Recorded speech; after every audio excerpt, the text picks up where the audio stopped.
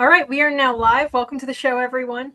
We are talking about socialism again. Get used to it on this show. We will a lot because it is an important topic. But this time we're looking a bit more into the question of why does Gen Z in particular and later millennials feel so sympathetic or supportive of socialism despite its disastrous past? And how do we convince them that it's a bad idea? And we'll look at an example also of how not to convince them. Also, RFK has ended the emergency liability protections of the COVID vaccines and treatments, which basically ends the forever emergency status that his predecessor wanted to maintain. Thank goodness. And for Unhinged, I regret to inform you that the Smithsonian is still all in on woke. All of this on episode 544 of the In the Tank podcast.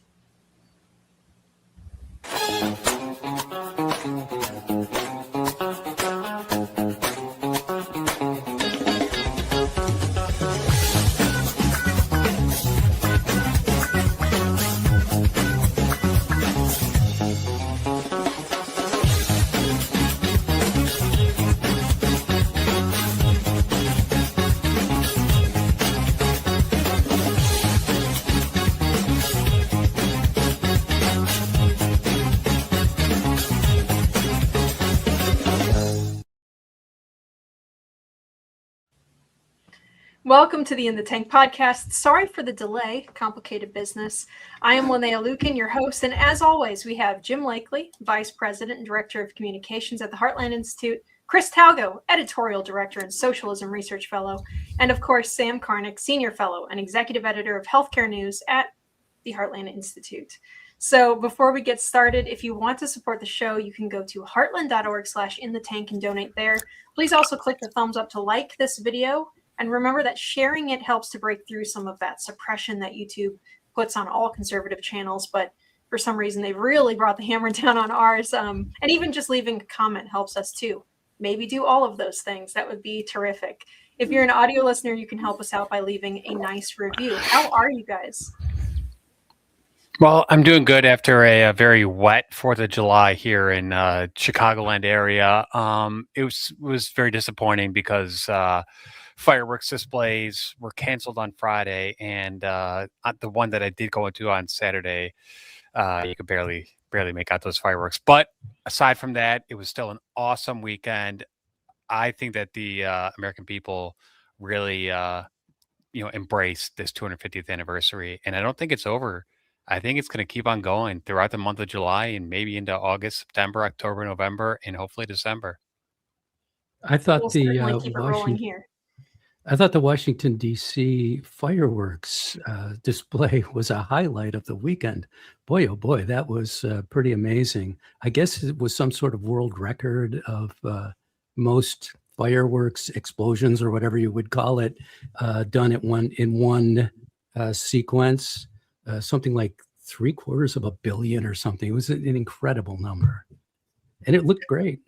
Yeah, the environmental left, of course, went apoplectic because the air quality in Washington D.C. went to dangerous levels for about 8 hours while it was all. What's worth funny? It.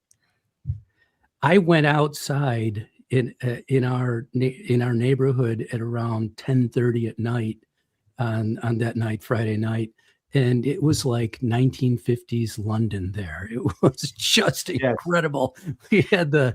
We had an incredible fog out there. It was just this is a pea souper, as they used to call them, and it was ridiculous. And that was purely free market fireworks. So hey. Yeah, I love the like low haze that accumulates and that smell of the fireworks afterwards. It's one of my favorite parts of it. I think there was something I read about how like the sense of smell is actually a stronger like memory unlock sense than any other. And I certainly do believe that. And here we had an incredible time too. We sat out outside overlooking a large portion of the bay there near Hilton Head and Bluffton and stuff. So we could see quite a bit all the way out to the Atlantic, several different neighborhoods, you know, from the coast. And it was just continuous everywhere fireworks. It was the best I've ever seen for sure. There was this one neighborhood, I think maybe Spanish something, I forget what it's called. But yeah, Moss? they went crazy, Chris. They they had, every time that they would have one that we would say, oh, well, there was the finale. That was great. And then like 2 minutes later, it would start up again. And that went on for like 2 hours. It was awesome. So, man, they did great stuff this year. Another super cool thing was the whole day, nation's capital, New York City, they had the tall ships. They had all sorts of really cool flyovers. The Thunderbirds did some amazing aerial stunts. It was just, I tried to watch some of that stuff because it was just really cool to see it. And, you know, I think that they did a great job. America 250 was awesome. What's cool about fireworks displays is there are two things in life that you don't know when they're going to end. One is a fireworks display, and until it's over, and then the other is a soccer game. Soccer game. So we don't know when those are going to end until, you know, it's a big mystery. Yeah, definitely, man. Oh no, I saw a video of we probably should have pulled it for a drop or something, because it was incredible to see the video that someone took while they were on a ferry or something, going past all of those tall ships, tossing in a little bit of chop off of Washington, D.C. That was an amazing thing to see. Amazing. Really, really cool. So let us move into our topics, though. Here, I could talk about how much fun this year was for a while, but and we will. We are continuing the 250th anniversary on this show. We are going to continue to have our, I guess not countdown anymore. We're going to have to work on a new title for the segment. So right now, we're calling it USA at 250, but we'll see. We'll see if that sticks. But we're going to continue with that, you guys, as the audience has requested. So. But getting into our unhinged topic for today.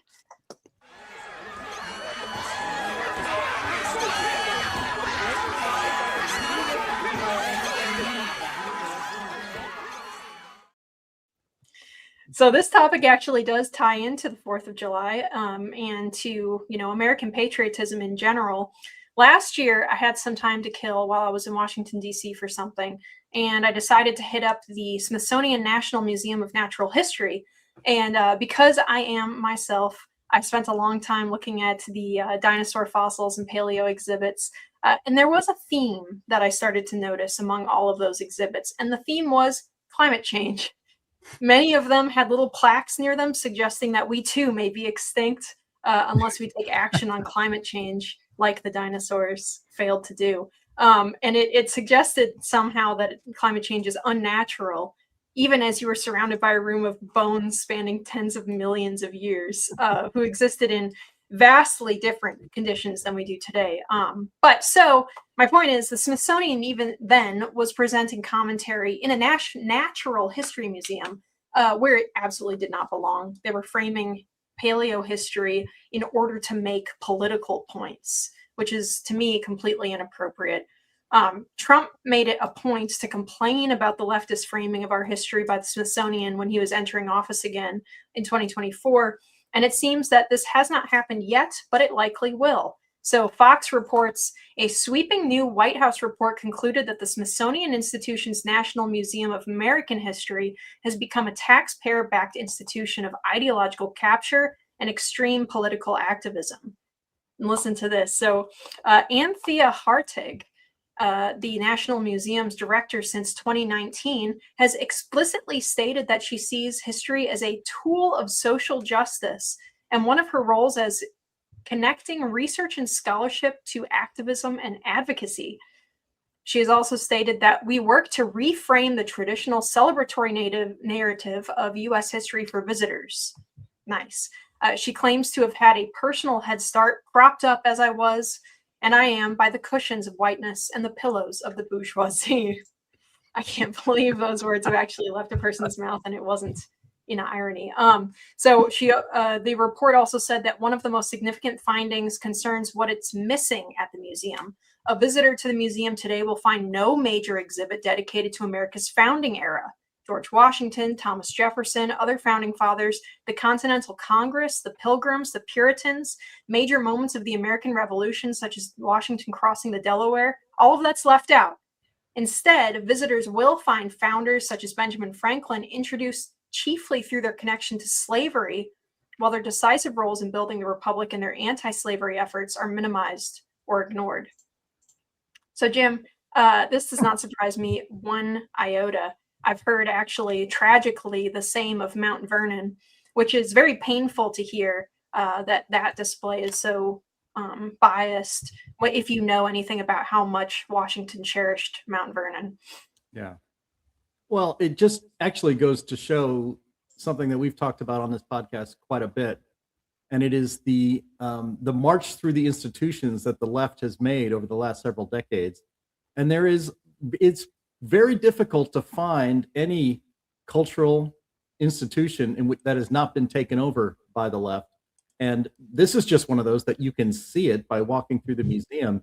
It reminded me, Linnea, I know we were going to do this subject, of the speech that Zohran Mamdani gave on, I think, July 3rd, or maybe it was, and he gave another one on July 4th, on our 250th birthday, just listing on and on and on all of these perceived, from his perspective, perceived sins of America. On our birthday, on the celebration of 250 years since the founding fathers were brave enough to put their signatures on a document that was basically a death warrant for themselves. Not basically, it was.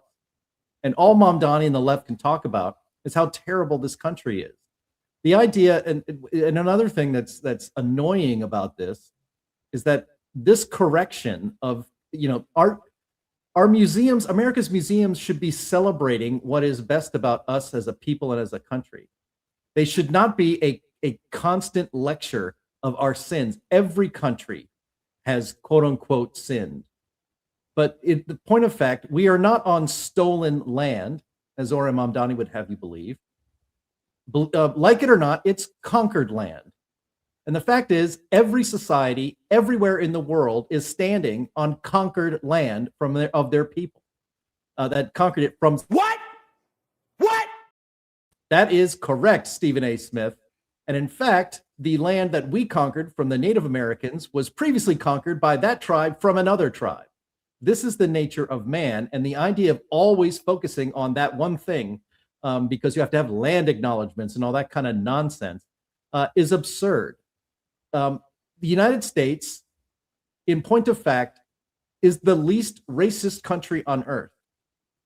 That is actually what should be mentioned if you're going to mention race at all in these and racial strife in this country, in our museums. That should be the first sentence.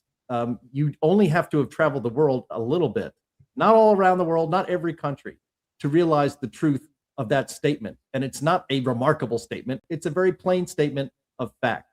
And it is long overdue that our museums are corrected from the Marxist, the Gramscian march through the institutions, instituting Marxism instead of actual American history.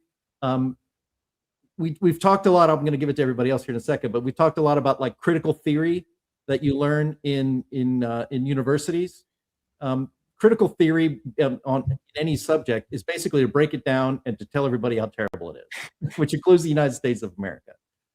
So we need to get the critical theorists out of our museums, and we need to get people who want to actually teach the true history of America, which, yes, there are some bad things in our history. There's bad things in every country's history, but no country in the history of civilization has accomplished as much technologically and for freedom and for human rights in the United States of America. And it is long overdue that this was corrected.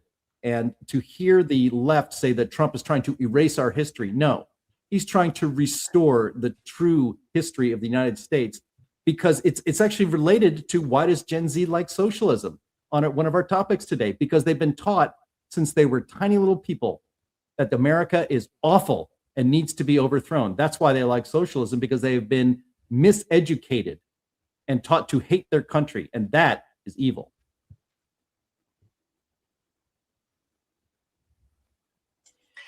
Before I'm sure someone else wants to get in here though, but Chris, I did want to point out that one of our one of our viewers here, Chris, also named Chris, said, "Socialism research fellow, what did Chris do to deserve that?" That's a great question. I don't know why I've devoted my life to researching this dark, sick, twisted ideology, but someone's got to do it. So I guess it'll be me. So on the Smithsonian, I have not been to Washington, D.C. since my 8th grade field trip in the mid 90s. So I cannot talk about the current status of the Smithsonian, although I have heard reports that it is definitely, gone woke. But what I remember is how awesome it was, because it had all the achievements that America had led, whether it was, the airplanes, spaceships, all that really, really, really cool stuff. So I hope that those are still being celebrated. I hope that in the years to come, the woke stuff will be pushed back. I do think that most Americans are pushing back against it. I remember I went to the Field Museum in Chicago a few years ago, and Linnea, I'm sure you are not surprised to hear that they had a huge climate change exhibit, and it was touching on everything, even the dinosaurs. Last time I checked, the dinosaurs were extinct from a meteorite, not a climate change event. So it's just crazy to me. But actually, I do want to get back to Washington, D.C. in the next year or so, because I want to see all this stuff for myself and see how bad it is, I guess. Yeah, hopefully it'll be fixed by then, and you'll have like working fountains when you go there and everything. That'll be a crazy transformation, Chris. I know. I'm looking forward to it.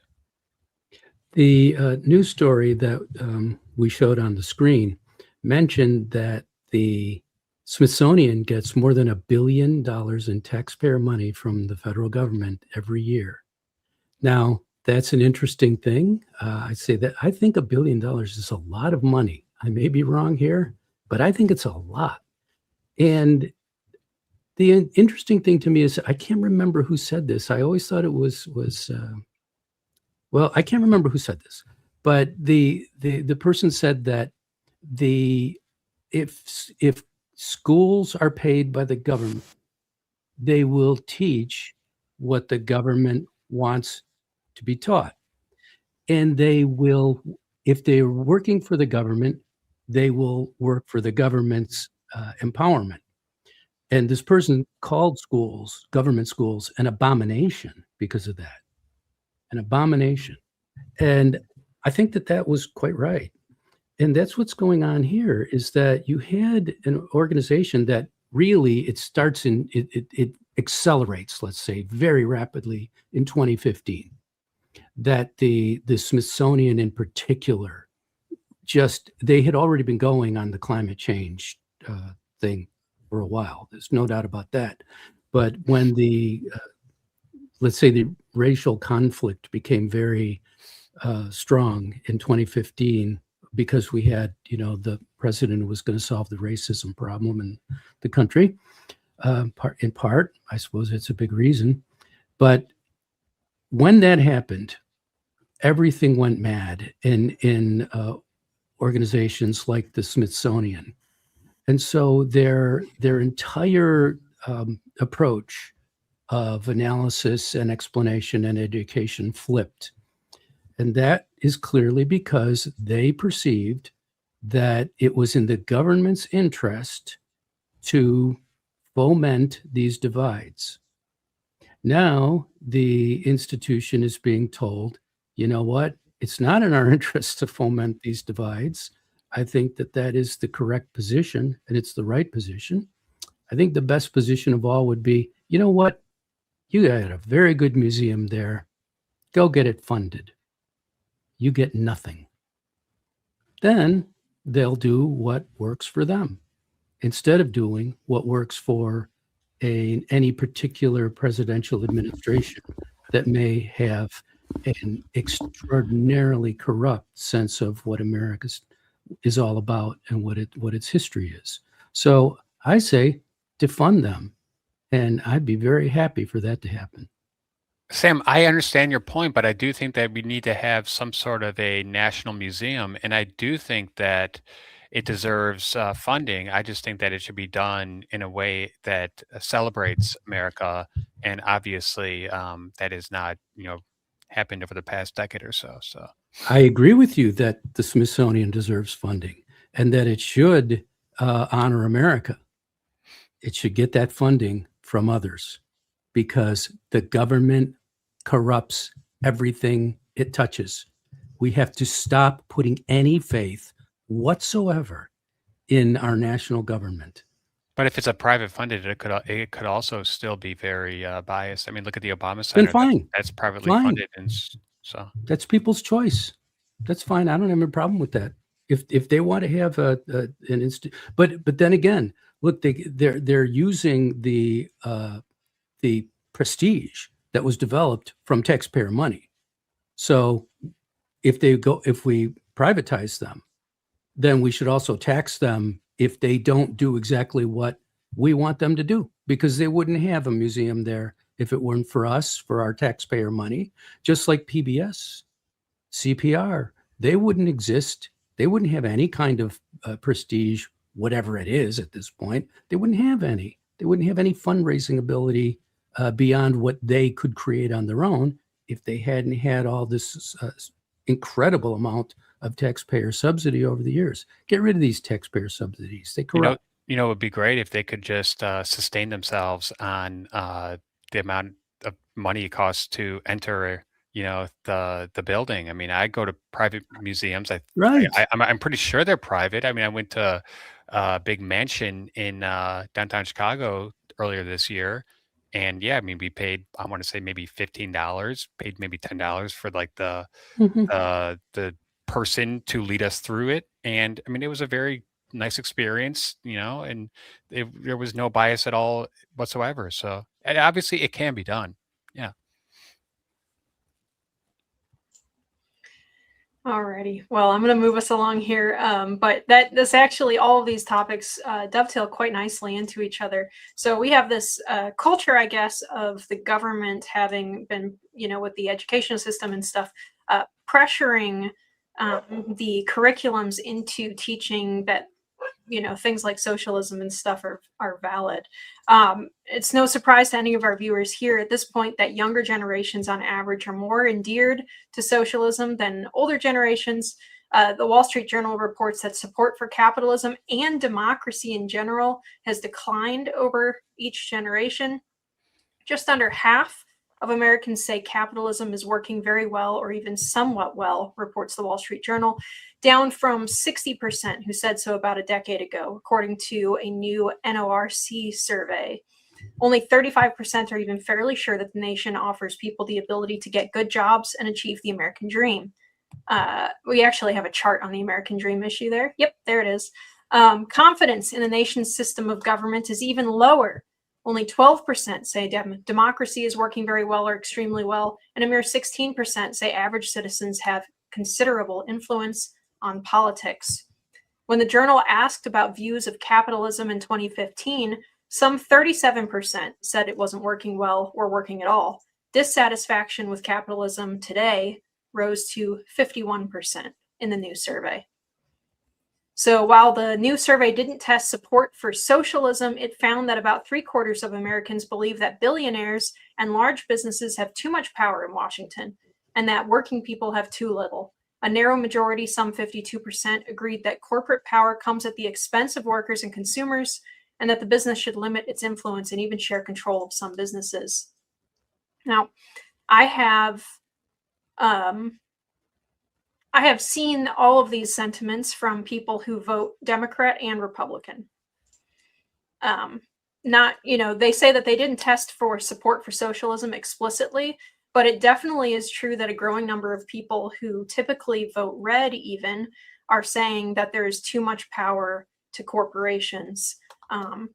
And so it makes sense because big businesses, especially in the last couple of decades, do have a lot of power. They sometimes even act as kind of extra governmental forces, specifically for Democrats almost all of the time, which is kind of funny. But and it has people rightly saying that this needs to stop. I don't really care if the boot crushing me is from the government or a corporate one, but they're incorrectly blaming capitalism itself for this issue, right, Sam?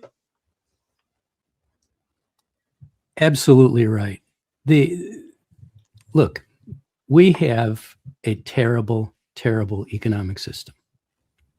And it's terrible because it isn't a free market or anything like it. And it hasn't been for many, many decades. The government's got its hands in everything. Regulation and taxation are out of control. They're nuts. And until we get that back, until we get the government out of our businesses, out of our consumer choices, and frankly, out of our, let's say, our basic income, the welfare state is extremely corrupting, and it has reduced by an enormous amount the production of goods and services in this country. So what it does is it moves around a decreasing amount of production of goods and services in comparison with what you would have if more people were working. That's the bottom line. The only way you get things is if people produce them. And to say, well, the government is going to give you those things, where's the government getting them? They're getting them from the private sector. And that's all there is to it. You can't just magic this stuff up. And that's the fallacy of socialism right there. It's all about magic. And it's not going to work. It's not going to happen. But as you said, Linnea, both sides of the aisle are upset and greatly upset about the current situation. The solution is going to be based on what the real problem is. G.K. Chesterton pointed out that you can't solve a problem unless you already know what the solution is. What he meant by that was if you have a property and people are running across your property and driving cars through your cornfields and the like, you have a problem. But you know what the solution is. The solution is a cornfield in which people aren't driving through the property, all right?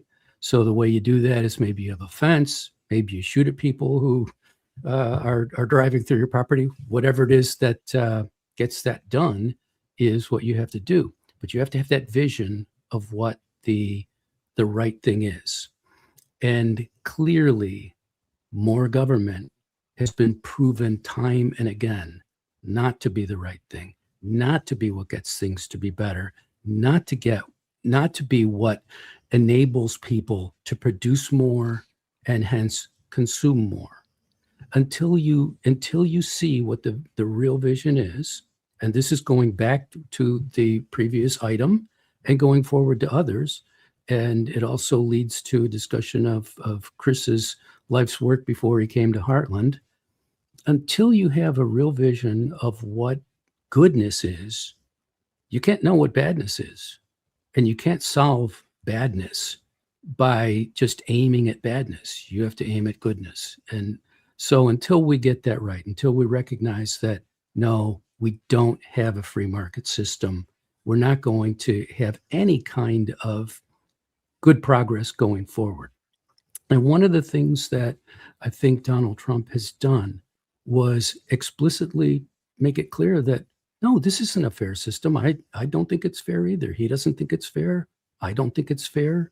None of us on this panel think it's fair. Probably none of the people in the audience think it's fair. And the reason none of us think it's fair is because it's not. We get it. We see it. But the answer has got to lie in what your vision of what is good is. And we at the Heartland Institute, please, folks, give to us. Help us get this word out. We at the Heartland Institute know what works. We've studied this stuff, as have many of you. Even in a just a loving, that's the word for amateur. That's what amateur means, of course, in a loving way, trying to get more knowledge of things. You've studied this and you've seen that it's free markets. It's the ability for people to do things for one another and sell things to one another that makes for a great place to live. So until we recognize that that's what goodness amounts to, not moving around chess pieces that are already on the table, that's not what goodness amounts to.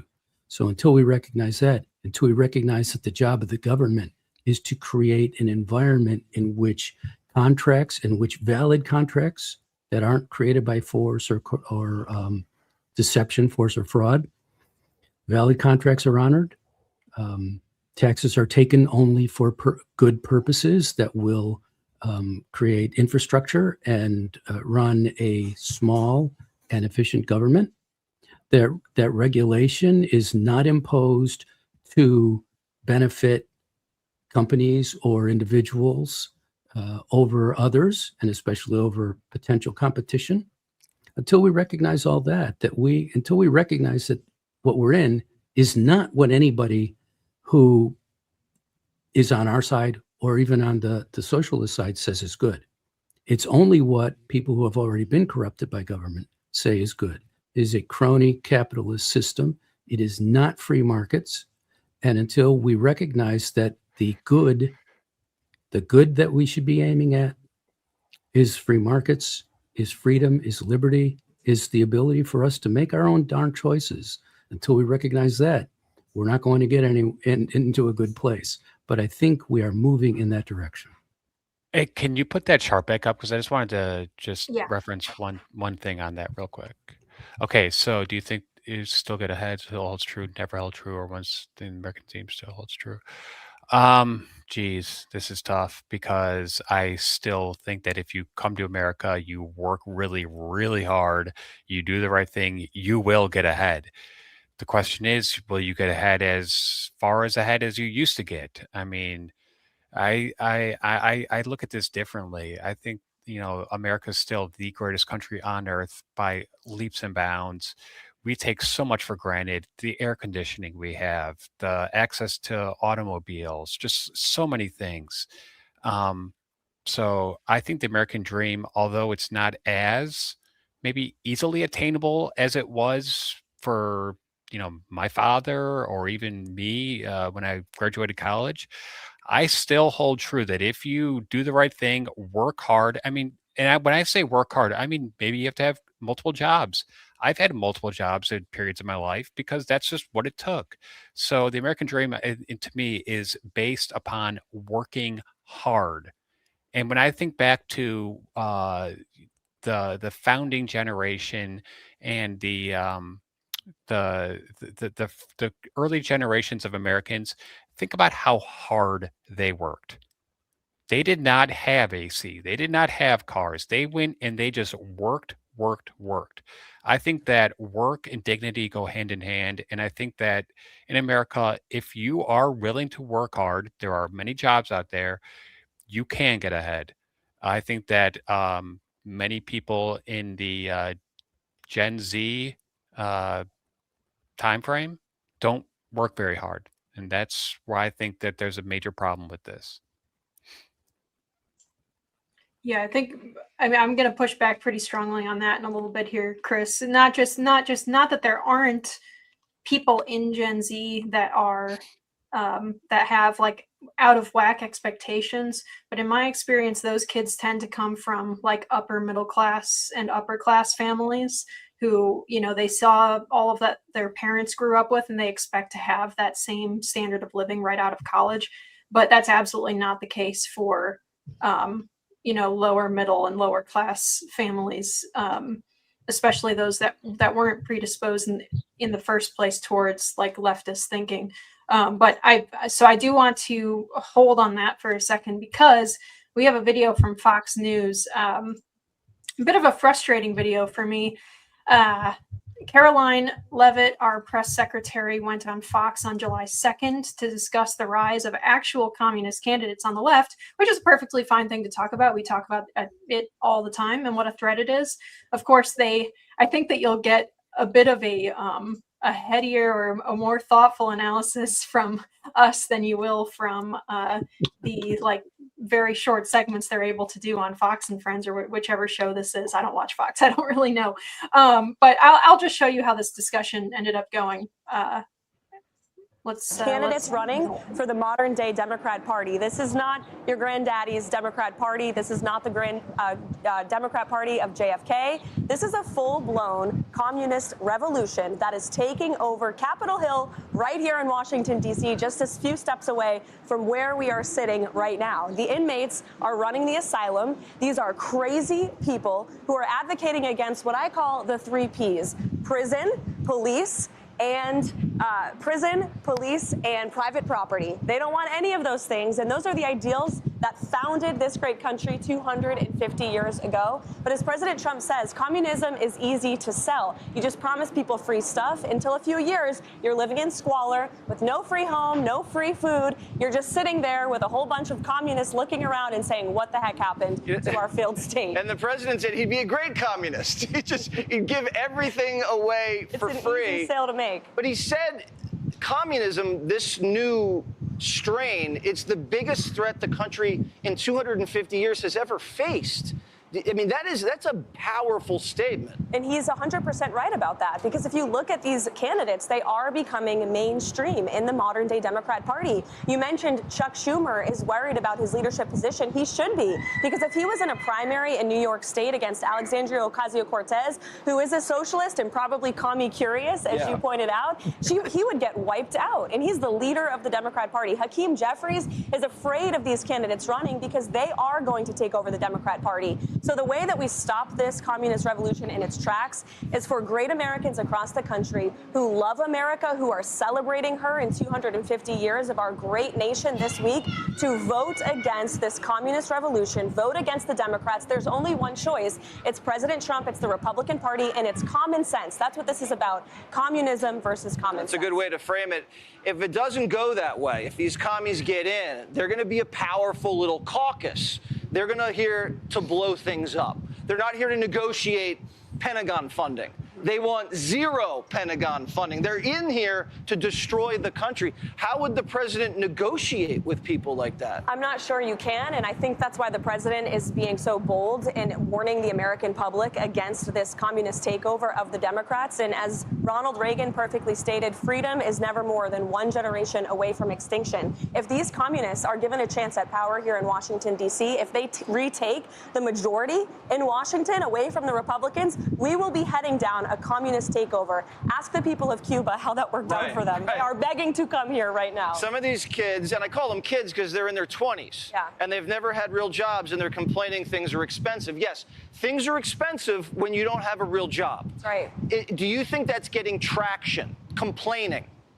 Unfortunately, I do, because this generation, my generation, I hate to say it, Gen Z and those younger than me have been raised with just silver spoons in their mouth, just getting everything handed to them. That's not the values this country was built on. It was built on meritocracy and hard work, pulling up your sleeves, pulling yourself up from your bootstraps, and achieving the American dream. And we need to protect it with all we got. Is it laziness? A little bit. Is it because the professor said the country's corrupt, it's evil, and we just need to shake them down and hand money out? It's laziness, and it's the liberal indoctrination. You bring up a great point about our education system. However, I will say, a silver lining, so many parents that I talk to across the country are homeschooling, are turning to private education, are turning towards Christian schools across the country because they don't want their children being taught these communist and liberal ideas slammed down their throat. It's why President Trump in the White House has advocated so strongly for school choice across the country. We want kids to be taught to love our country. They should. It is the greatest country in the history of the world. All right. I say, if they misbehave, just make all these young kids join the army,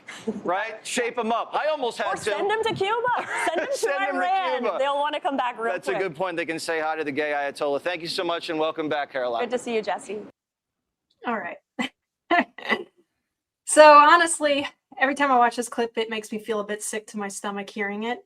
It's red meat for Fox's audience, honestly, but it is unbelievably insulting to my generation and to Gen Z. I'm like the tail end of millennials. It doesn't. It's not an insult. It doesn't say that. She's not saying that every single person in those generations are lazy, but she's saying that there is a laziness epidemic among young people, and I think the data 100% bears it out. When I was a teacher, teaching high school students, they were so incredibly lazy. This is not. This is not just one generation. I think this has been in the process for decades. Everybody gets a trophy. Everyone's the same. You're good enough. The thing is, in life, there's competition. There's, not everyone is good enough. And I strongly do believe, and I'm this somewhat anecdotal, but I talk to I have a younger sister who's been working at a gas station, or I'm sorry, a grocery stores for many years. For the past 10 years, she's just said, "Oh my gosh, we just hired another young kid. What'd they do? They came once, they quit. They never show up." I mean, I know that that's a little anecdotal, but if you were to say that American kids in their early 20s have as strong a work ethic as the kids did in the 1940s, I'd say you're crazy. Linnea, can you finish making your point? You started in there and didn't get to finish.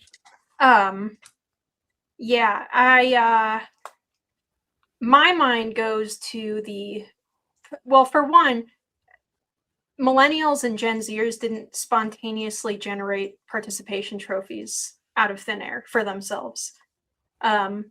They were raised by someone, or they were brought up in an environment by someone who created that environment, who was from an older generation. So you can't blame millennials and Gen Zers for participation trophies. I'm not assigning blame. I'm just trying to be truthful and honest, and to honestly assess. And it's okay. I mean, I think that I was probably a lot more spoiled than my dad generation than his. So I mean, it's okay. It's okay that, I think it's almost actually probably pretty natural for younger generations to be lazier than the past because they have more conveniences. They don't have to go through the trials and tribulations. So I think that there's a tendency for younger people, and I mean, I'm still kind of young, so I'm kind of in this like boat, Linnea. Like I'm not pointing my finger. Oh, you. I understand where you're coming from, but I also think that we do need to be at least honest and open-minded about it. What triggered you about that video? What's the part that triggered you the most on that, Linnea? Well, for one, my mind goes to the computer engineering graduate who was told that computer science is a safe degree path for you, who now can't get a real job because computer science jobs have been outsourced to other countries, or worse, given to foreigners on H-1Bs inside of our own country. They're being asked to compete with people who live on pennies a day while living in the United States. Young blue collar guys who, like a supervisor that I had offshore, who was lucky enough to be a Gen Xer, who, didn't even have a GED, who used to be able to get a job and become a supervisor on an oil field job. Now, the same job that was his entry-level job then, that he could have without a GED, now requires a college graduate degree. Teenagers who can't buy a car or can't save to try to put themselves through college because it's harder than ever to get a McDonald's job or mowing lawns or whatever. Because again, those jobs are going to adults as like permanent full-time jobs. Maybe some of the kids who are now questioning capitalism are just lazy little Bolsheviks who think that, revolution is going to allow them to like read tarot cards for a living. But I don't think that's the main reason that kids are embracing socialism on the left and on the right.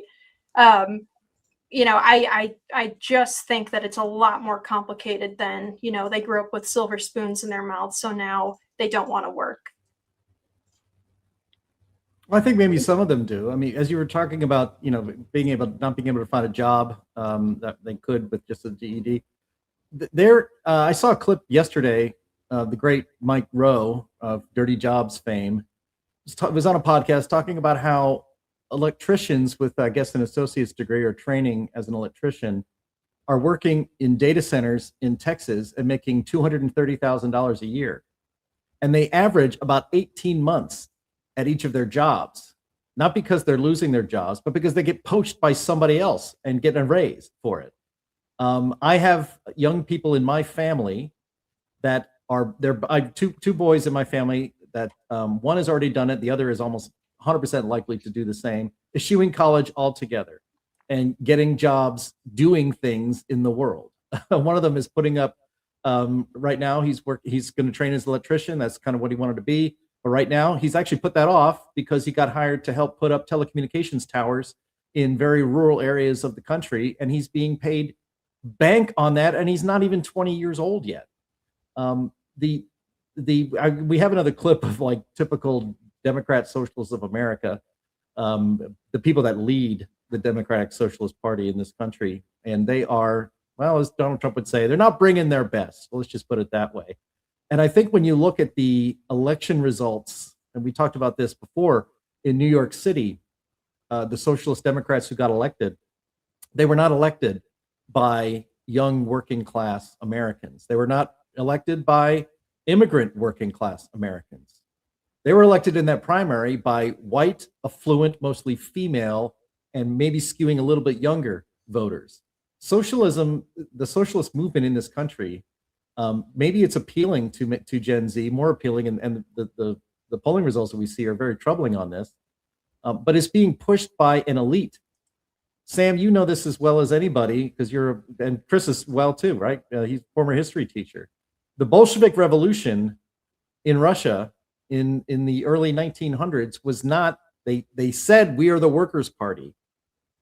The party was all elites. The party, Lenin was an intellectual. Stalin was a thug, but it was a small minority. What I'm saying, Sam, is I see parallels right now between the rise of the Democrat Socialist Party in the United States and the rise of the Bolsheviks in Russia in the 1910s. And it's an intellectual driven movement that pretends it's for the working people. The working people I know are actually making pretty good livings because they've chosen wisely and decided not to go to college where, not coincidentally, they would be brainwashed into socialism. I think you're right, Jen. Remember that when the Russian Revolution was starting to break out, Lenin was living in Zurich, Switzerland, and was being, funded by, let's say, enemies of Russia, one of which was Britain. So these things have wheels within wheels. I will say that I think that Gen Z is an extraordinarily active and passionate and hardworking group of people. And that includes the socialists and communists among them. You don't get this kind of success by just laying around and waiting for it to happen. Those people, all of them, really believe in the things that they're pursuing. And they seem to recognize that you have to put in effort in order to win the game. So I think that my belief is that big problems always have big causes. And so my belief is that the real problem we have here is that, yes, young people have been taught for decades that the system is rigged and it's a terrible thing. But from a leftist perspective, there's no question about it that they've been taught that. And yet reality, I think, has generally proven that wrong. And so young people, they go through a phase and then they say, well, I got to get to work now. And they do it. And that's definitely true. And that is what I would call a long-term problem. But there are also short-term crises. And I believe that this philosophical sort of divide, this split, this passionate desire for change is positive. And it's acute. And the reason it's acute is because the problem is acute, meaning that the problem is not a long-term problem. It is a short-term one. And that is the affordability crisis. Young people look around themselves and they say, I simply can't afford to buy a house. And rents are way up. Those numbers are real. Those are real. It's hard to buy a house nowadays, and it's hard to rent a place nowadays. It's often been hard, in fact, usually been hard, I think, for young people to get housing unless they're in a fairly lucky situation. That said, it's a longer term of being stuck in that condition now. It used to be that the average time to buy a house was maybe 29, 31. Now it's 40. That's 9 more years. Now, come on, that's not good. And this has the causes of it are, you're going to laugh because they're the same as ever. It's too much regulation and too much government spending. And this government spending increased extremely rapidly in 2021 and 2022. You all can go and look at history and figure out why that happened. But the reality is that government spending increased very rapidly. The central bank covered it with inflation. And so we have terrible, terrible inflation for 2 years. And guess what? When inflation happens, prices don't come back down. That money's still flowing through the economy. So they don't come back down. But what happens is over a much longer period of time, wages go up, investments go up, the money you put in your bank go up because interest rates go up, as they have done.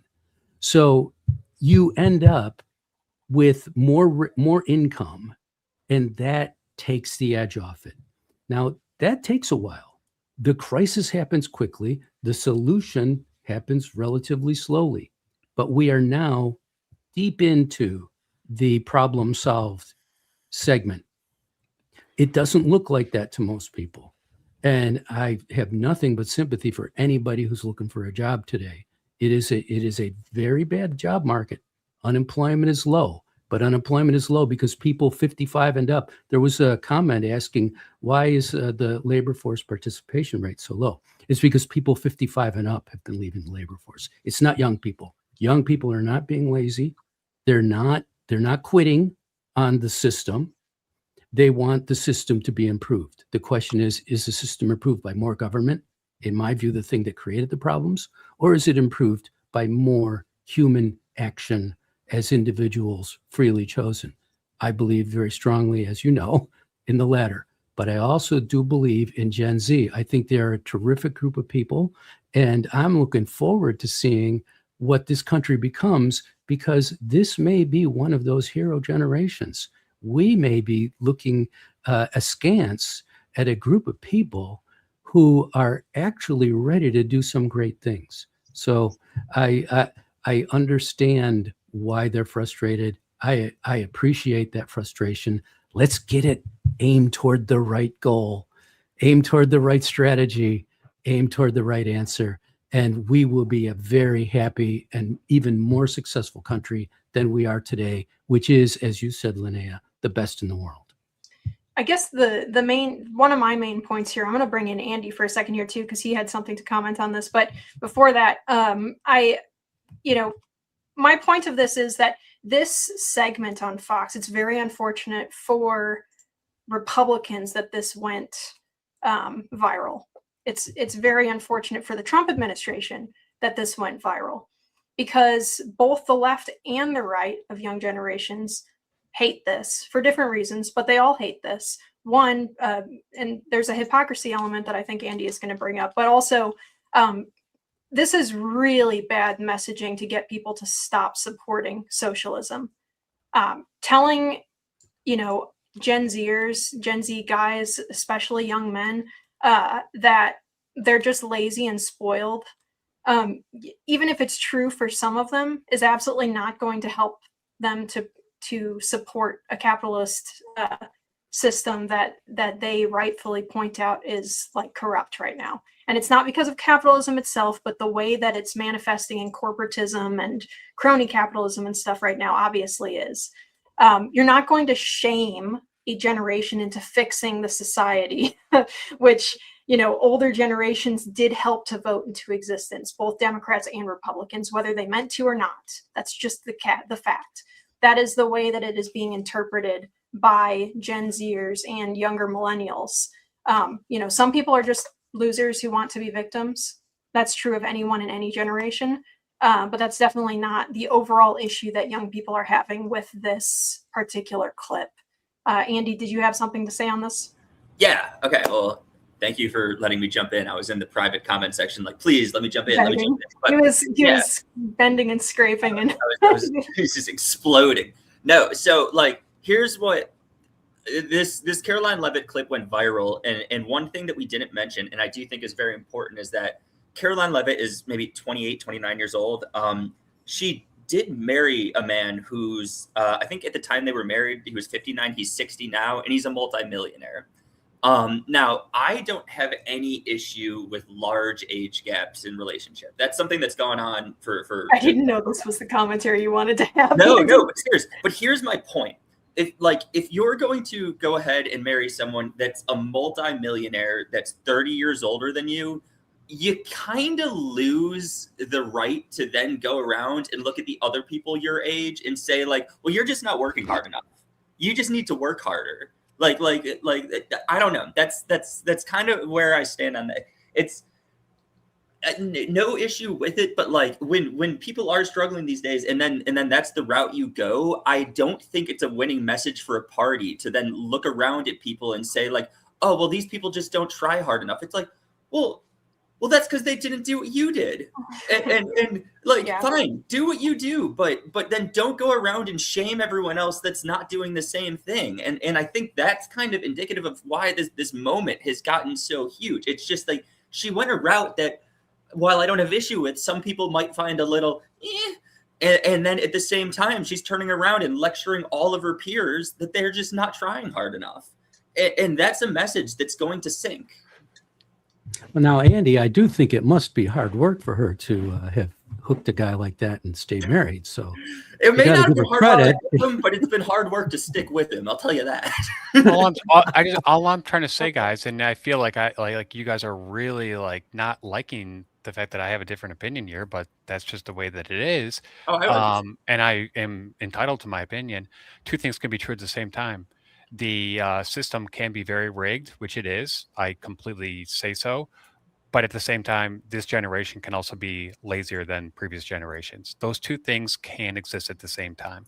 Well, I agree with you. Yeah, I just think the facts are otherwise from on that second point. I really do think that they want to work hard.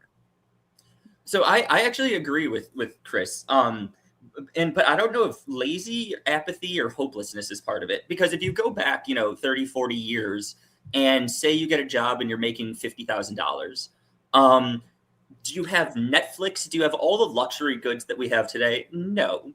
But do you have a path forward to buy a house? Yes. Today, say you're making $100,000. Yeah, you've got Netflix. Yeah, you've got avocado toast. But a house is $700,000. Like, you're looking at it and you're just like, well, this isn't even feasible for me. So at some point you reach this point in your head where you're like, well, I give up. I don't care. This is unobtainable. It's a loser mentality, though. Yeah. It's a defeatist and loser mentality. I'm going to disagree with you there. It's a defeated mentality. I think there's loser and I think there's defeated. And I think this generation feels defeated. The data do not show that young people are not working. They don't show that. So really, I don't know. That's not 100% true, Sam. Because if you look at the percentage of teens in the workplace today versus decades ago, it's actually much lower. Well, teens, absolutely. Yeah, but that's what we we're know. talking about. We know that is. We know why teens aren't working. There is a minimum wage that is way too high. They can't get jobs. You're saying that it's. How are you going to justify $18 an hour for a teenager who doesn't know anything and has never done anything? No, it's the minimum wage. Again, it's government doing all this. I feel like stuff. We're really just like beating a dead horse here. I mean, it's okay that we disagree on this I think stuff. these are really good and legitimate things to discuss. Yeah, I And thought they're we good were arguments. debating. It's government doing these things. Let's have the government stop doing those things. Get rid of those darn minimum wages, But at least there's for also anyone a under the age of cultural 20. aspect to it too. There's also a cultural aspect to it too, is what I'm saying. I mean, I understand that Government changes culture. Government Agreed. changes the I culture. do not believe that. I think that culture dictates politics, No, not vice it's the versa. opposite. It's Okay. the opposite. Andrew Breitbart was wrong about that. The government defines the Well, culture. But people are allowed. Always People has are allowed to been have for different. the last. People are allowed to have different opinions. Is all I I'm don't trying think to. anyone's trying to. Boy, that escalated quickly. I mean, that really got out of hand fast. That was good, Jim. Everybody calm down. Yeah, I don't know. I'm I don't know if calm. everyone's I'm this calm one as can agrees be. with I'm me. not like. I'm not. I'm just saying. Look, Yeah, I think there's a lot to say here. I mean, and I think I think we're all actually making not the same point, but we're making valid points, and it's a hard thing to pin down. Look, every generation, kind of inherent in the promise of the American dream, is that every generation will be able to do a little bit better economically than the one that came before. And like it or not, that is determined by your physical private property, whether it be a house or income and things like that. I know I'm better off than my parents were, and they're very happy that I am. And it is not crazy for Gen Z and Gen Alpha to be thinking that we're not going to achieve that. There are lots of reasons for that. There are economic reasons for that. Sam beats the quantitative easing, inflate monetary policy that's making inflation go through the roof. People forget that inflation was barely even an issue. It was not an issue. It wasn't a political issue. It wasn't an economic issue. Then COVID came. Biden administration flooded the zone with cash, and inflation went crazy. And those prices are now high, and they're not coming down again. Sorry, it's just not going to happen. We're not going to go back to those prices of 2019. It's just not going to happen. And that is pretty much a permanent state of economic crisis for a generation that is trying to get their footing. Andy's right. It's really hard to buy a house these days if you don't have a rich uncle or somebody who can give you the 20% down payment that you're going to need to buy your first house, because you don't have an income enough to save enough for that kind of stuff. These things are all real. I think it is politically stupid and not entirely accurate to say that the big problem is that people are lazy. To get it back to what we were, kind of the topic of this, why does Gen Z like socialism? One of our commenters here on YouTube said essentially, I'd have to go back and look at it. It was about a half an hour ago, but said, they can't get the stuff they want out of the economy, basically possessions like housing or something. So they want the government to give it to them, because they don't feel they can earn it and achieve it on their own with their current income. So Sam, you're right when you say that the minimum wage of $18 or $25 for a teenager who doesn't even know anything, you need to have a training wage. That's a problem. It also causes inflation. Chris, you are right. There are people in every generation that are lazy. Jesus, the word slacker came from my generation, Gen X, people that just laid about and did nothing. And so that's all part of it. But it is tough out there for this upcoming generation. Guess what? It was tough for my upcoming generation as well. It was tough in just different ways. But if And there's a will, there's a way. Just missing this generation is saying that in general, that they're lazier and not as driven as other generations is, I don't think, fair. It's certainly politically I'm not doing that. stupid. I know you're not doing that, but that's what people are criticizing Karoline Leavitt for. Oh yeah, I understand that. Yeah, and so there are very hardworking people. I would love to be as optimistic as Sam and say that maybe Gen Z and Gen Alpha combined are going to be the generation that saves America. God bless. I hope that happens. We'll see. I'll just give you guys here.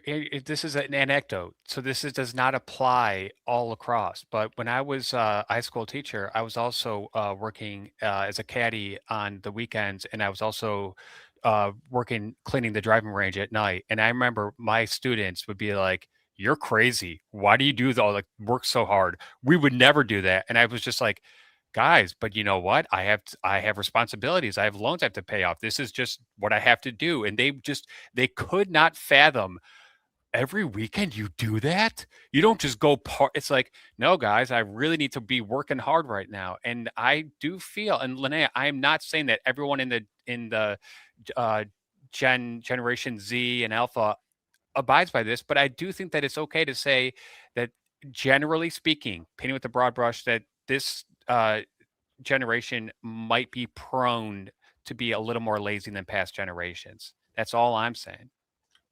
Okay.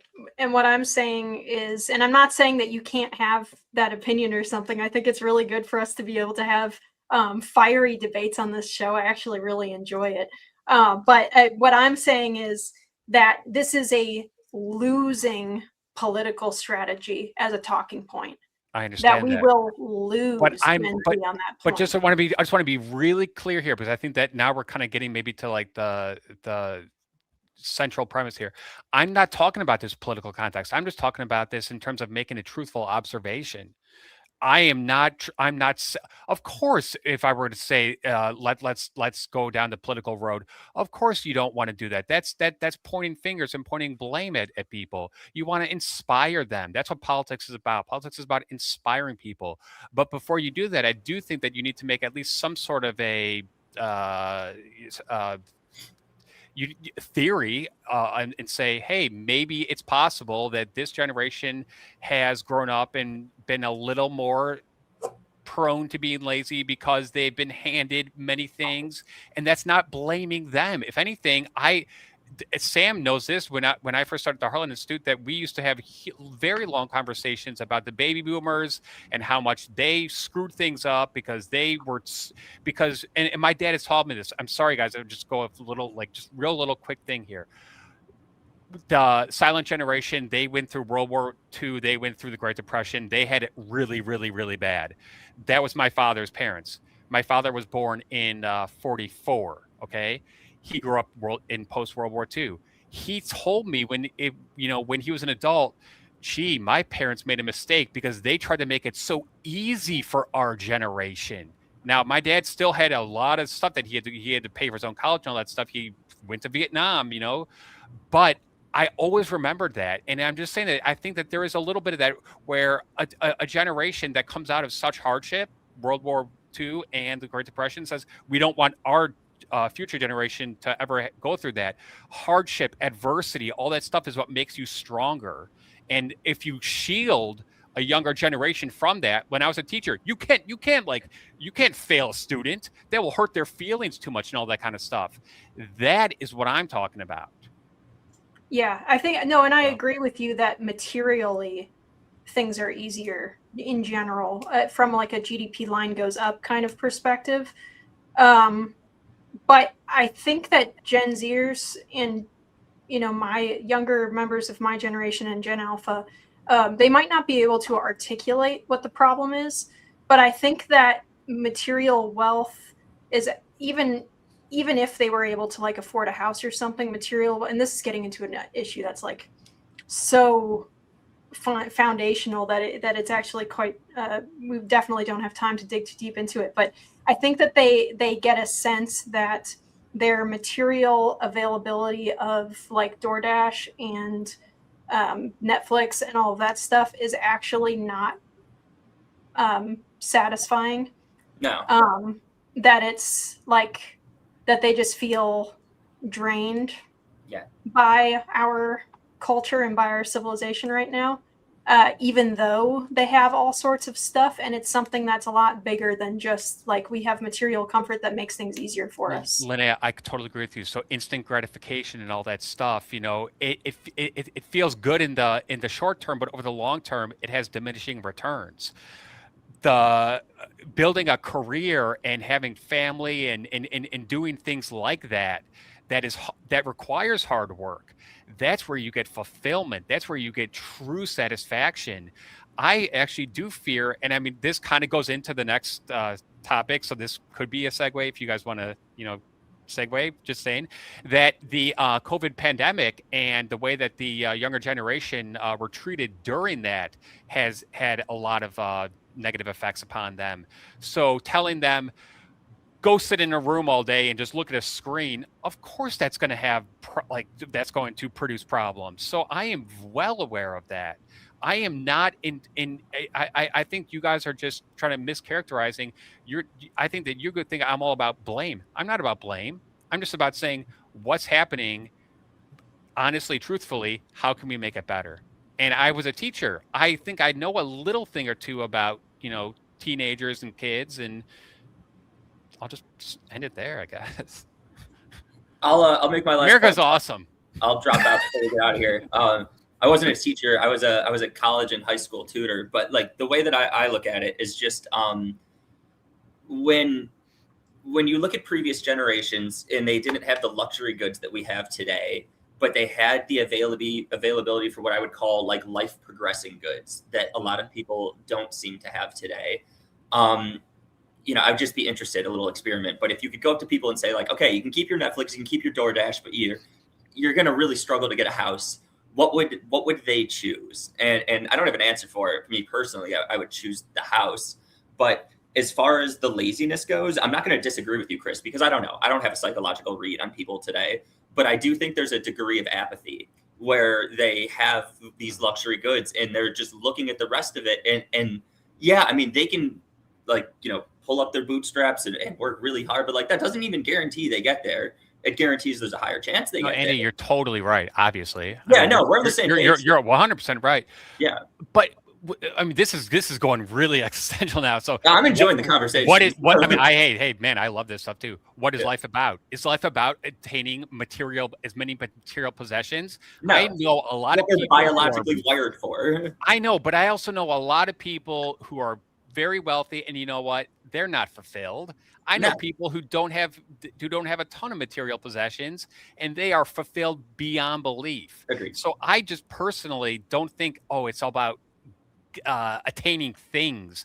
Obviously, we want to have a nice place to live. We want to have a car that's reliable. We want to have, like nice things in life, but that is not what life is about. And I mean, maybe I think as you get older, I mean, I'll just speak for myself here. I'm in my early 40s now, and that has definitely become more my mindset. Well, I agree with you. And especially because, you know what, really, it's all about personal relationships. I was going to say, that's what it's about, human connection. Yes. Human connection is what it's actually.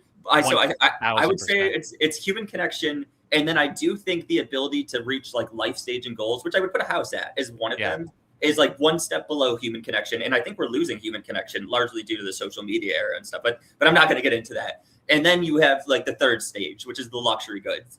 We have more luxury goods as a society than we've ever had before, and yet people are less happy than they were in the past. And I think it's because the two stages that we've identified above them are collapsing. And they're now people can still have personal connections, even though their brains were warped by the social media area. And then as far as like the house and stuff goes, that's where it's where the word laziness, I think, irks younger people when they look at this and they think it's just not doable.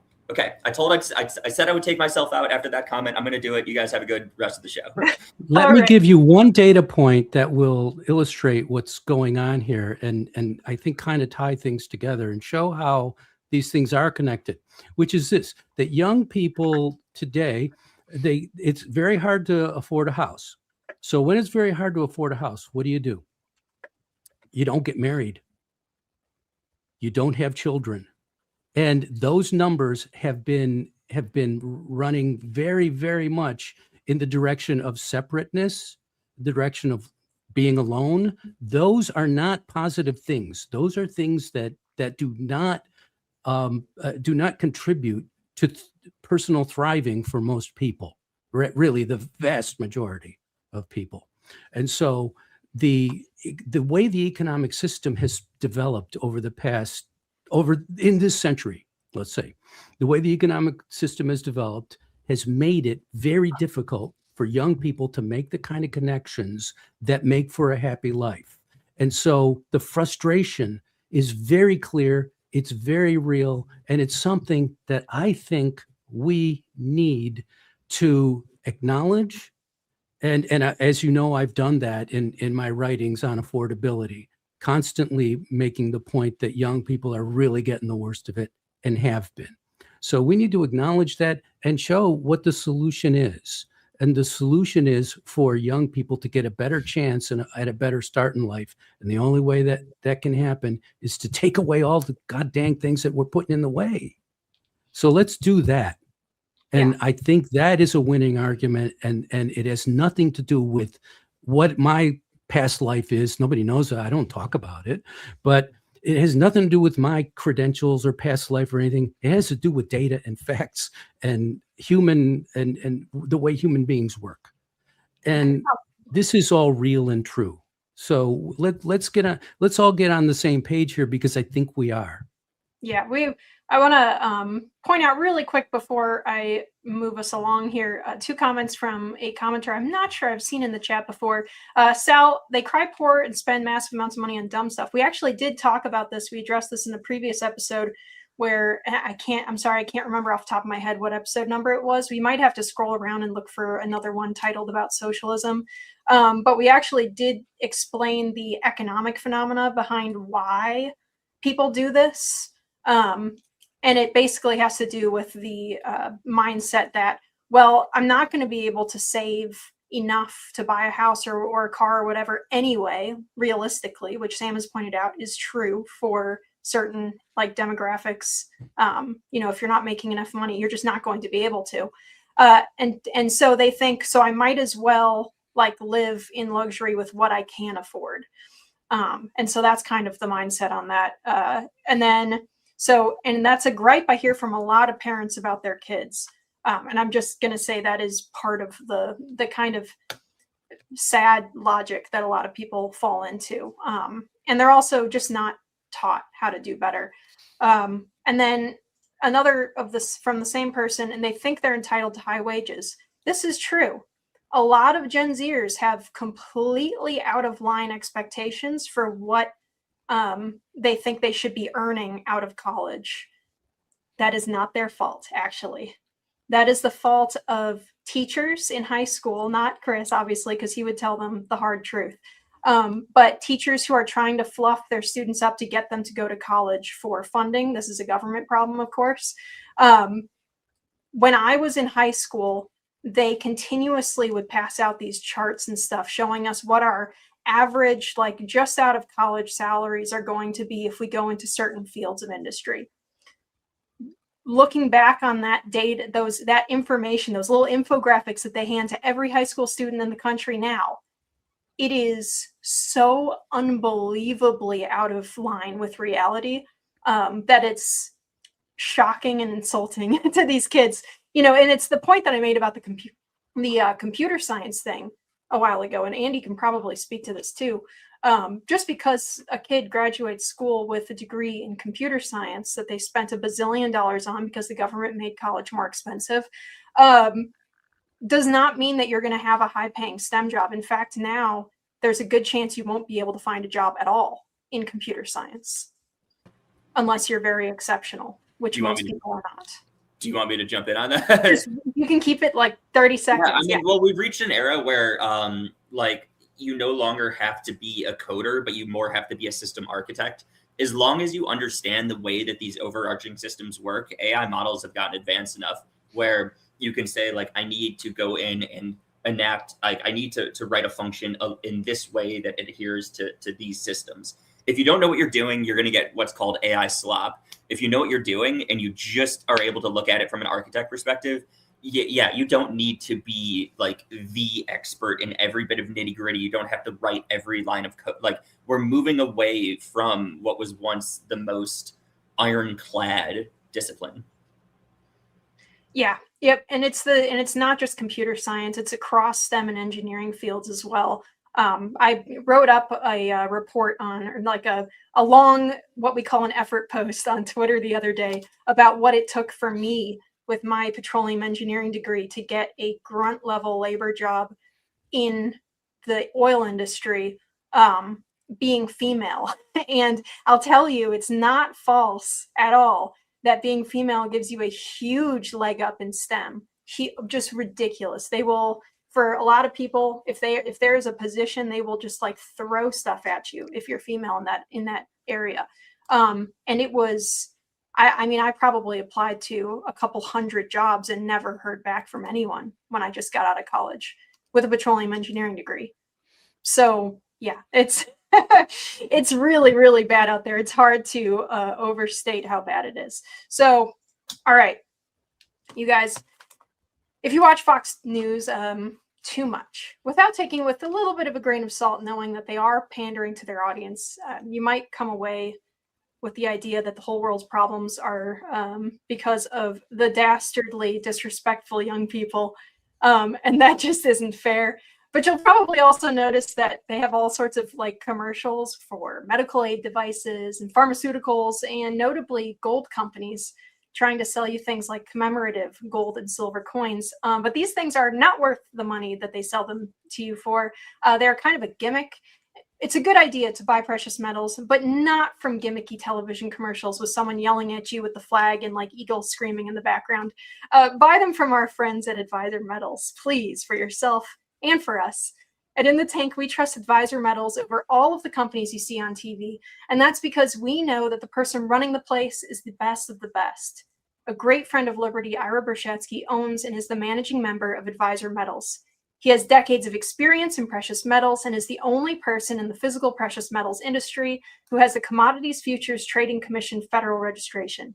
What does that mean for you? Well, it means that everything Ira or a member of his team says to you has to be factual. So there's no sketchy sales pitch or bait and switch. Ira is held to the highest ethical standards, and there is full transparency, which is way too lacking in other places nowadays.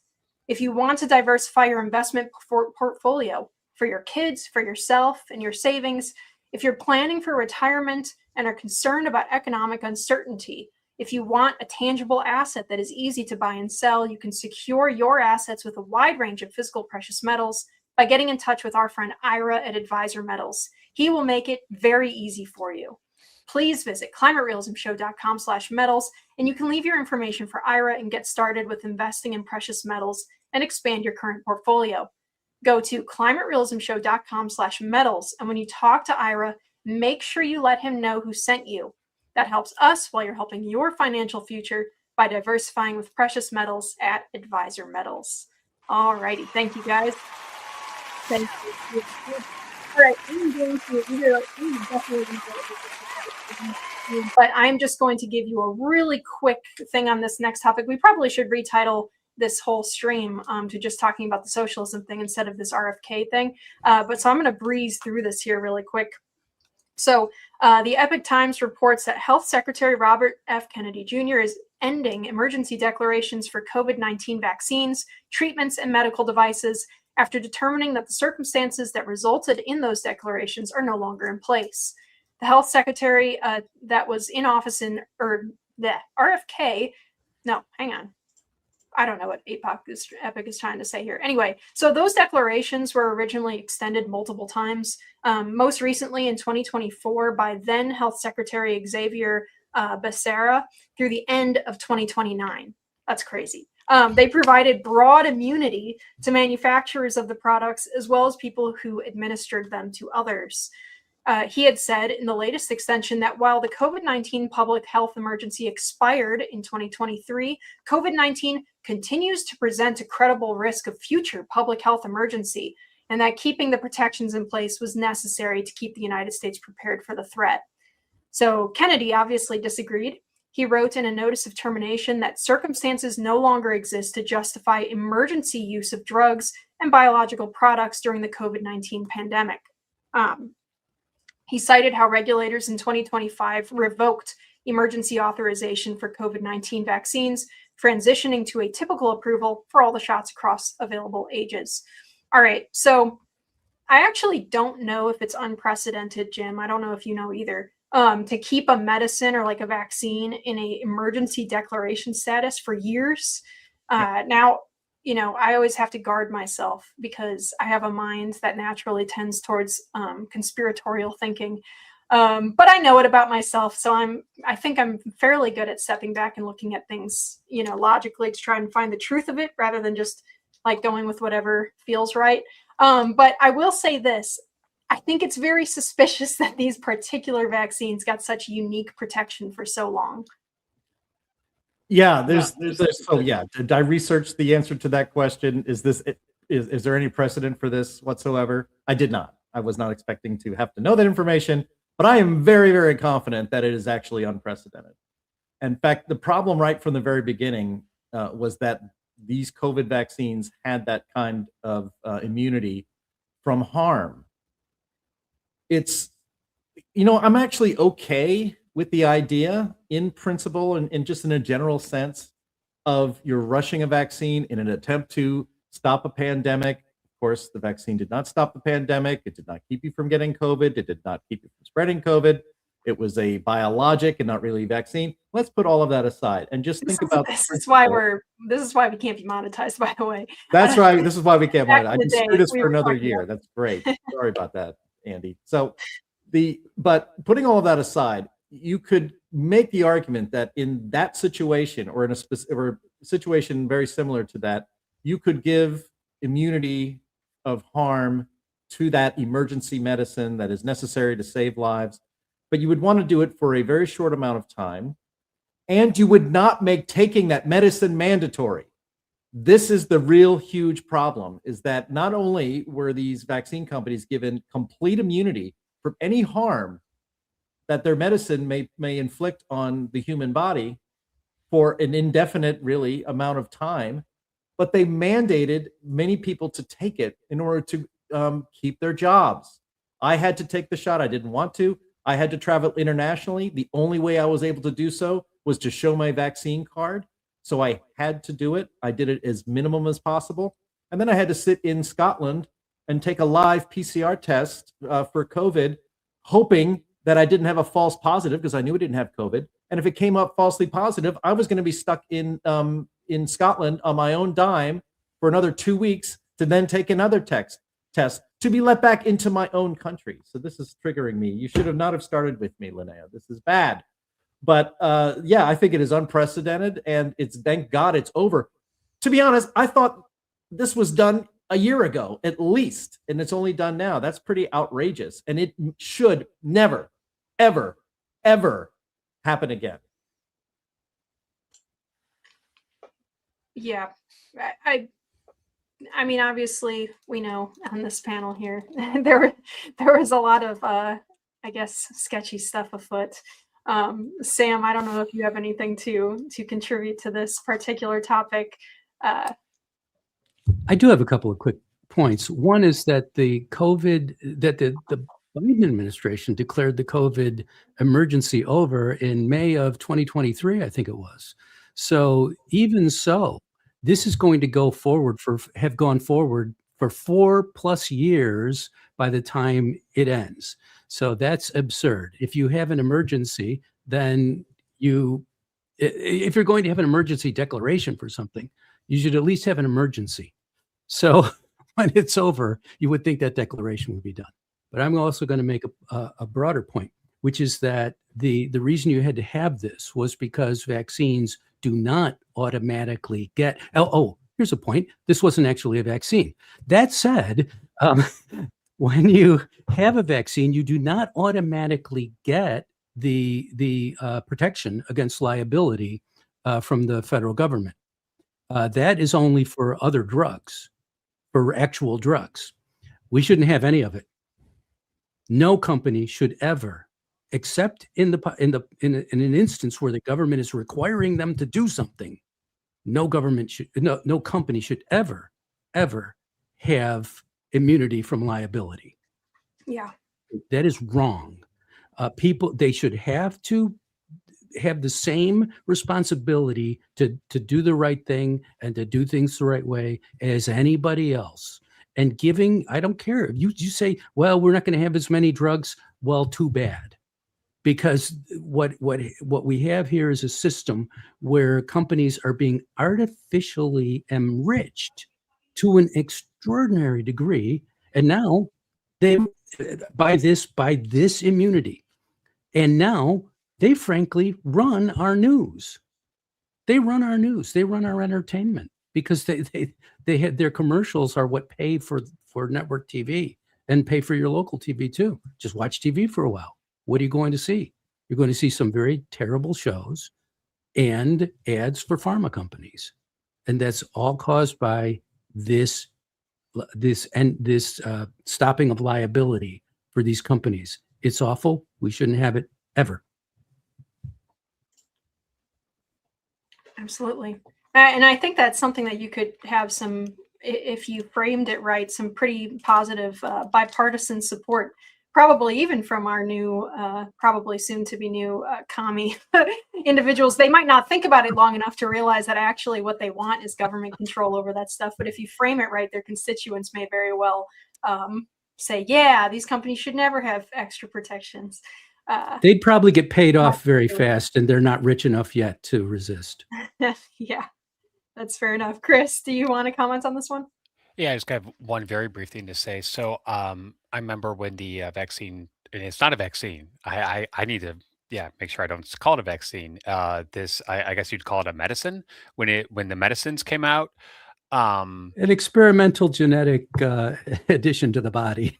Yeah, but I do remember that there were maybe hundreds, if not thousands, of cases of myocarditis and other major problems. I remember the CDC, the FDA, they were, saying, "Oh, no, no, no, nothing to see here." But that VERS, the vaccine database, showed a huge uptick in, especially, I believe it was young males having heart trouble after taking the so-called vaccine. So, man, I guess that was a big mistake. I did it. I wish I didn't now. I did it because I felt like in order to participate in society, I had to do it.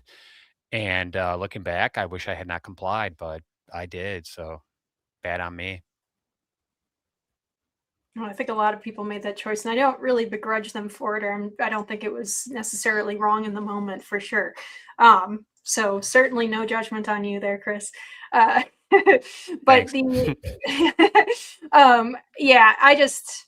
it's kind of crazy. COVID the whole thing is like a fever dream. It revealed so much. It was weirdly it might be weirdly a long-term positive, actually, except for, of course, the people who got sick and died. Obviously, outside of that, I'm talking in terms of politics, the amount of people who woke up to how corrupt stuff was and how bad our public education system is. I mean, that was a silver lining. However, I do think that it's interesting to think, what if the COVID-19 pandemic had never happened? What if the lab leak had never occurred? Geez, we might be living in a very different world today. Yeah, I think so. All right. Okay, guys, we're over time, but I'm gonna sprint through my little USA at 250 section here because the audience likes it and because I like it, darn it. So I'm gonna capture our poor panel here for another couple minutes. So today, actually, in July 9th of 1776, General Washington oversaw the very first public reading of the Declaration of Independence in New York City. It had already been read in Philadelphia and was a couple days ago, and was received with bells ringing and people cheering. And, of course, because if you remember, Philadelphia was kind of the capital of the new colonies at the time. But he wrote an order to gather his troops stationed in New York for this public reading. And what he wrote was, "The Honorable Continental Congress, impelled by the dictates of duty, policy, and necessity, having been pleased to dissolve the connections which subsisted between this country and Great Britain, and to declare the United Colonies of North America free and independent states. The several brigades are to be drawn up this evening on their respective parades at 6 o'clock, when the Declaration of Congress, showing the grounds and reasons of this measure, is to be read with an audible voice. The General hopes this important event will serve as a fresh incentive to every officer and soldier to act with fidelity and courage, as knowing that now the peace and safety of his country depends, under God, solely on the success of our arms, and that he is now in the service of a state possessed of sufficient power to reward his merit and advance him to the highest honors of a free country." So those orders were carried out. The declaration was read to the troops and all of the residents in New York City who gathered to listen from the steps of City Hall. And according to one historian, the declaration was received by 3 huzzas from the troops. And then things got a little festive. The Sons of Liberty immediately then ran to the park in New York called Bowling Green, where a statue of King George III had been installed in 1770, and they tore it down. And then, as the story goes, it was melted down and made into musket balls. It's just that I love the American legend so much. That's just the American thing to do. Anyway, Whether or not it actually happened, which there's not very much confirmation on it. I love that story and I choose to believe it's true. It did. It did. Well, I happen. know the statue came down, but I think the musket ball thing is a little bit possibly more legend. But meanwhile, the British fleet was gathering off the coast. The colonies were very close to receiving one of the worst blows in the war, which I will talk about when we are closer to when it actually happens. But Washington thought that it was really important that every soldier knew that there was now a formal state behind their efforts, where before it was quite a bit more ephemeral, let's say, and uncertain. People were dropping out and coming in all the time. Now they know that they're more likely to actually get paid and fed. And so I wanted to connect it to today, as in to say that we're in a similarly difficult spot, I think, as Americans, as the pre-declaration Army was. Patriots today don't quite believe that many of our leaders have our backs. We're always waiting for the other shoe to drop, for a betrayal of some kind or a promise to not be kept. And just as it wasn't irrational back then to feel that way, you know, most of the regulars went unpaid for months, for example, even though they were promised the regular payment. Congress wouldn't sign over the money, in part because they didn't have it. And they actually had to declare bankruptcy, I think more than once throughout the war. And it's not irrational now. And so when I was reading Washington's letters and thinking about what he said, you know, that now that the average, you know, soldier is in service of a state that's possessed of sufficient power to actually reward his merit and advance him to the highest honors of a free country, he can, you know, be more courageous and go forward and fight for his country. And so I think today we're in a similar spot, like I said, where we're kind of unsure as to where we're going. We don't know if we can trust anybody. And it makes it harder, I think, for Americans to believe in the American dream when they don't believe in their government at all. You know, I've said it a couple times in the show. I'm not anywhere near an anarchist. I believe that it's good actually to have a limited but powerful in its limit, powerful to do what government is supposed to do and not what it's not supposed to do. And efficient government, but nowadays, obviously, it's not quite the case. Guys, if you want to jump in, I think what's really cool about that is that those guys were fighting before the declaration was even signed, and that just must have emboldened them so much. I mean, I've you know, read books about this. I've watched tons of documentaries about this, and at that point in time, obviously, the colonial army was, let's just say, struggling big time. But that was a big shot in the arm. I think that really just made them really fully aware of what they were fighting for, because at that up to that point, they weren't really sure. Are we really fighting to separate from Great Britain, or what? Are we fighting to become, you know, just independent colonies? Like, what is this whole thing about? That was the game changer. And in terms of Congress always being broke, the problem with Congress back then was they could not actually get the colonies to pony up the money. All they could do was ask them. Even after they passed the Articles of Confederation, which was our first governing document, there was no ability to say, hey, Pennsylvania, hey, Georgia, you need to, you know, allocate such and such funds to the Treasury, because there was none. So it was, hey, Georgia, please do this. Hey, Virginia, please do this. If Georgia didn't do it, Virginia wouldn't do it. And that's also why after the Revolutionary War, the Treasury Secretary, Alexander Hamilton, said, hey, we need to do something about this. And that led to the National Bank and all that kind of stuff. So just real quick there. So, gosh, man, when you just think back as to the Revolutionary War, how much it seemed like the odds were against us, especially at that point in time. George Washington, those soldiers, those regulars, Linnea, like you said, they weren't getting paid. They were barely being fed. They didn't have shoes. They didn't have uniforms. They didn't have weapons. And what did they do? They stayed and fought. So I will just forever be eternally grateful for the sacrifices that those people made. It's kind of a miracle there weren't more mutinies. Really. A miracle there wasn't what? It's kind of a miracle that there weren't more mutinies. I mean, there were some, but they didn't last very long. But it's a miracle that it kept together.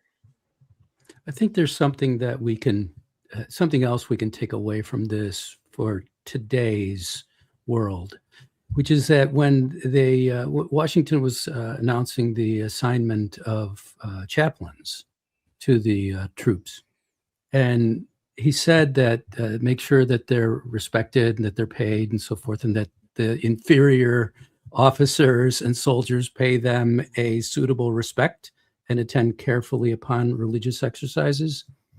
The reason he gave for that was the blessing and protection of heaven are at all times unnecessary, but are at all times necessary, but especially so in times of public distress and danger. That's when we start to fall apart. We start to become hostile toward one another, and we all want a better place. We all want better conditions. If we're not respectful of the blessings that we've been given, then we won't be respectful of the way those blessings have been given to us and what our part in it was. And I think that's the biggest reason, in my view, that's the biggest reason that there is so much distortion and separation and public hostility toward one another, is that we've lost that sense of where our blessings have come from and where we have to go to make sure that they are restored to us. Let's remember that this great man, great president, incredible hero, got down on his knees in thanks for what he was given the opportunity to protect and defend.